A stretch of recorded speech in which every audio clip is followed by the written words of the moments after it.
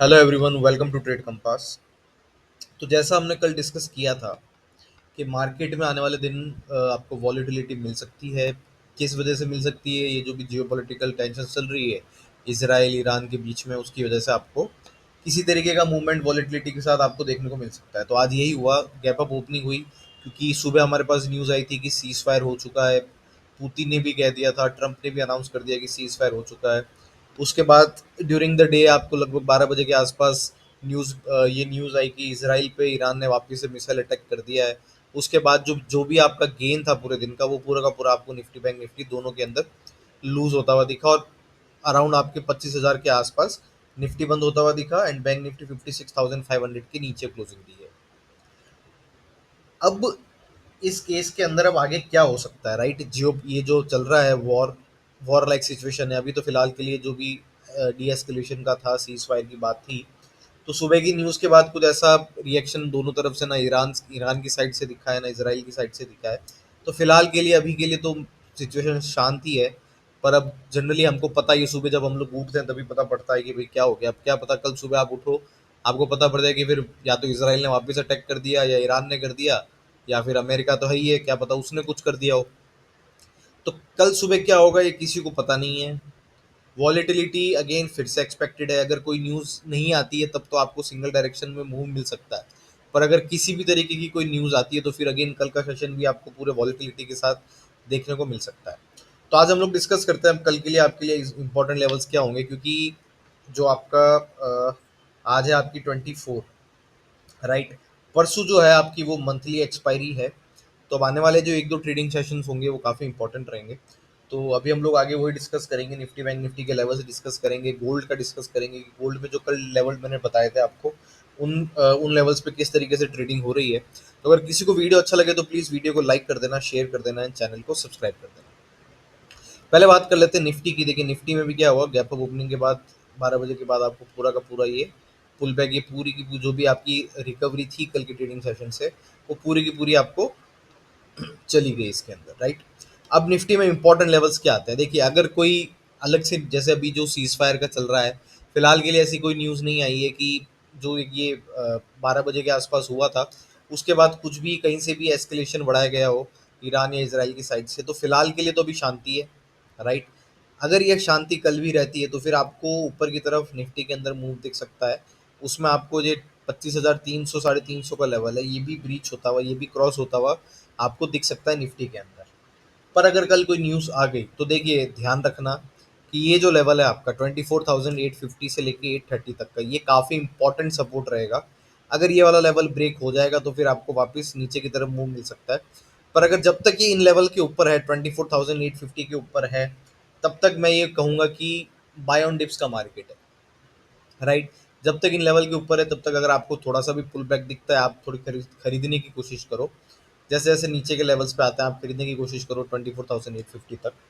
और अगर कल के सपोर्ट रेजिस्टेंस की हम लोग बात करते हैं तो देखिए पहला जो आपको ऊपर की तरफ रेजिस्टेंस मिलेगा वो मिलेगा 25,100 का। कल अगर निफ्टी 25,100 का लेवल निकालता है तो आपको जो पहला मूव आता हुआ मिलेगा वो आपको 25,250 तक का मिलेगा, और उसके बाद 25,350 तक का मिलेगा, राइट? अगर 25,350 भी आपका लेवल क्रॉस हो जाता है तो देखिए ये है ना, काफ़ी अच्छा आपका रेजिस्टेंस क्रॉस होगा। क्योंकि अगर आप यहाँ पे देखते हो डेली चार्ट के अंदर तो आप ये देखो कि कितने टाइम से ये लेवल 25,000 25,250 का जो लेवल था, कितने टाइम से रेजिस्टेंस बना हुआ था, राइट? और काफ़ी इंपॉर्टेंट रेजिस्टेंस था। आज उसको ब्रेक तो ज़रूर किया था पर उसके ऊपर क्लोजिंग नहीं दी निफ्टी ने, राइट?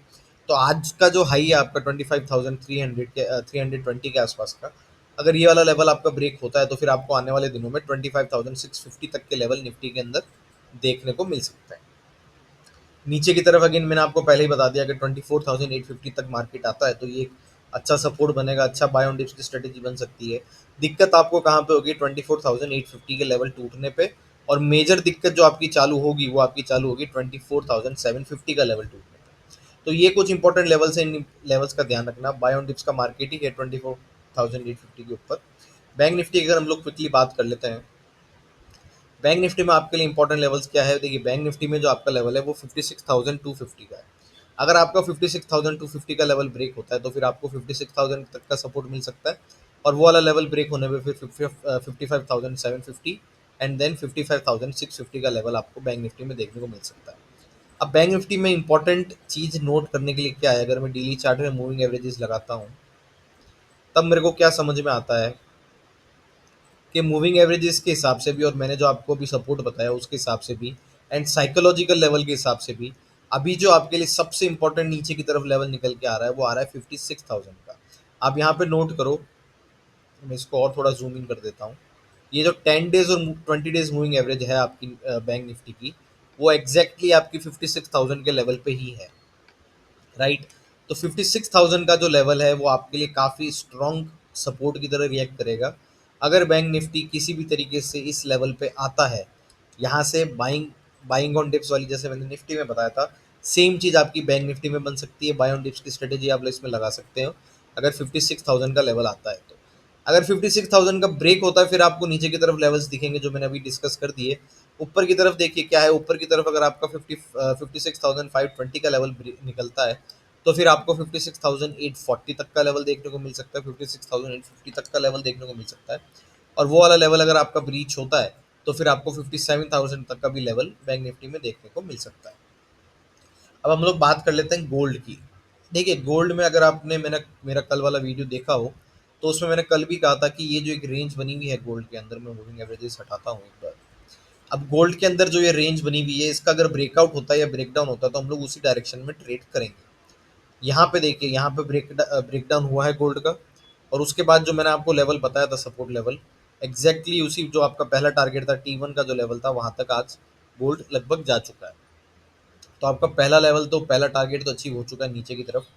अब इसके बाद जो आपका लेवल आता है 3,246 से लेके 3,250 का।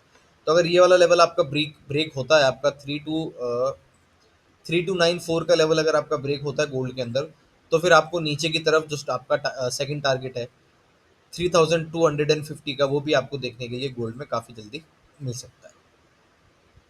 तो ये सिचुएशन है। देखिए अभी का जो ट्रेड है ना, अभी का जो मार्केट है वो पूरा का पूरा आपका डिपेंड कर रहा है कि ये इसराइल ईरान वाली वॉर के क्या मतलब किस तरीके से किस तरफ जाती है, सब कुछ आपका उसी चीज़ पे डिपेंड कर रहा है।